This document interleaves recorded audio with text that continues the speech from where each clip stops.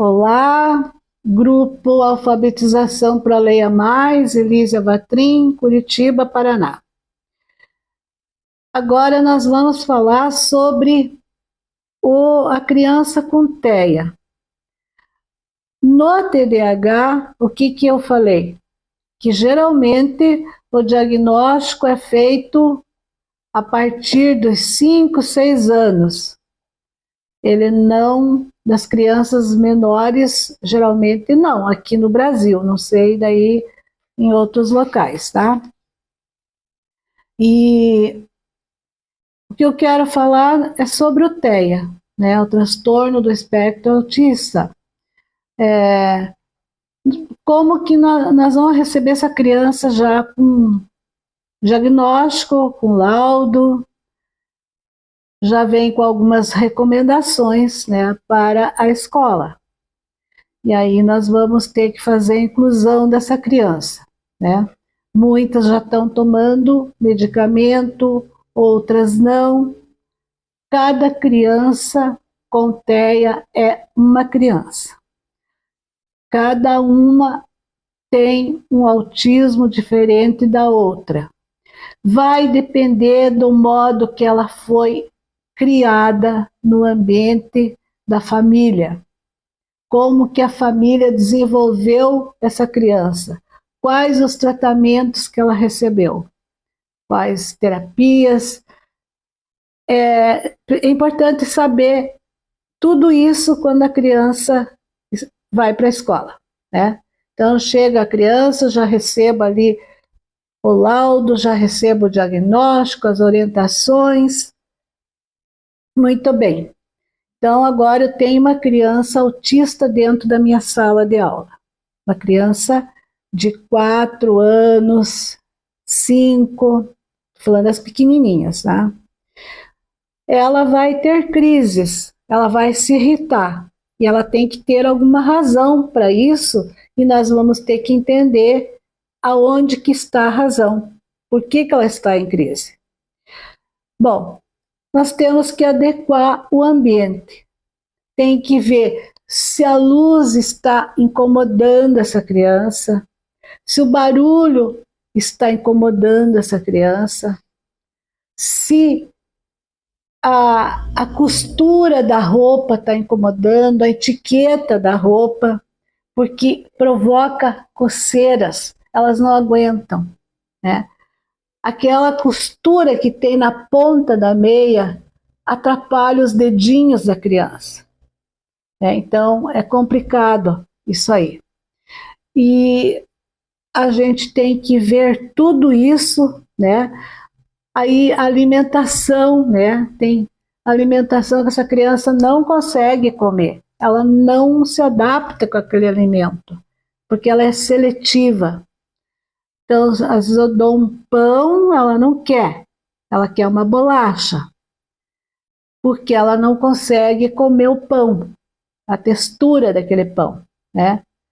Às vezes eu dou um copo de alguma coisa para ela beber, de um suco, ela não gosta, porque ela não, o gosto às vezes está muito, muito acentuado e ela não consegue engolir.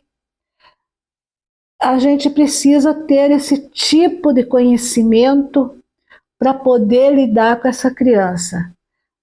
Ela não quer sentar na cadeirinha, às vezes ela tem problemas para sentar na cadeirinha, muita sensibilidade na pele, no corpo aqui, né? Então nós temos que ter um certo cuidado e ver o que está acontecendo com ela. Então, conhecimento é muito importante. E também acalmar a criança, porque senão ela vai entrar sempre em crise. Tem que ver se essa criança não tem epilepsia também, né? Porque isso vem no laudo. Às vezes não é birra o que ela está fazendo, né? É algo que está pinicando, que está incomodando, que está coçando. São crianças altamente alérgicas, né? Elas têm muita alergia, elas têm muitos problemas intestinais, né? Porque os alimentos não vão funcionar no intestino dela, vão provocar dores. Criança tem enxaqueca. Eu estou falando isso porque meu filho Lavo teve e não tinha solução. Hoje nós temos, né? Elas têm enxaquecas com dor de cabeça, elas têm dor abdominal. Meu filho tinha muito, ele gritava muito e ninguém acreditava que criança tem dor de cabeça e nem essas dores abdominais, não tinha explicação. Era causada pelos alimentos e pelo estresse também, né? Que a criança ela não fica muito tempo no ambiente, muito tempo ouvindo ou participando de uma atividade, porque ela se desgasta, ela cansa, ela se estressa. Então, são pequenos cuidados, né? Então, não custa pegar essa criança, levá-la fora um pouquinho, conversar, levar para ver a natureza, brincar um pouquinho com ela, com o que ela gosta, né? Porque se você levar para uma brincadeira que ela não aceita, não vai resolver, ela vai continuar gritando. Correr um pouquinho com ela, né? Levar para ver uma água, uma árvore, elas gostam muito de água, de ver a natureza, de pássaros, de flores, de brinquedos, né? Porque as crianças nessa idade elas estão em fase de brincar, né? E é importante brincar com a criança, né? Que vai desenvolver a coordenação motora fina, a coordenação motora grossa, vai desenvolver, ajudar na organização cognitiva, vai ajudar a prestar atenção, vai criar rotinas, e à medida que ela vai crescendo, ela vai melhorando o seu comportamento. Então, tem que acreditar nisso, tem que ter conhecimento, e isso vale em casa também. Os horários, né, rotinas também, né? Isso é a parte da educação, educacional, né? Eu estou falando aqui do ponto da educação, né?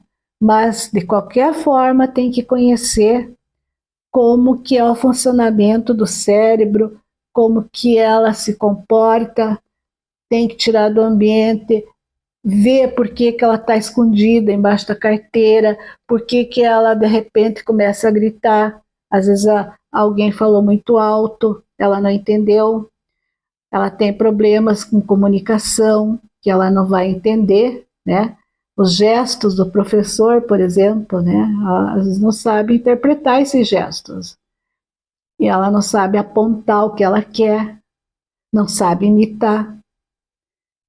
E ela pode entender de uma outra forma. Então, mais uma vez eu reforço, o ensino explícito de frente com essa criança tem que ser respeitado e praticado para que ela se desenvolva na aprendizagem com mais sucesso, né? Mais facilidade. Muito obrigada.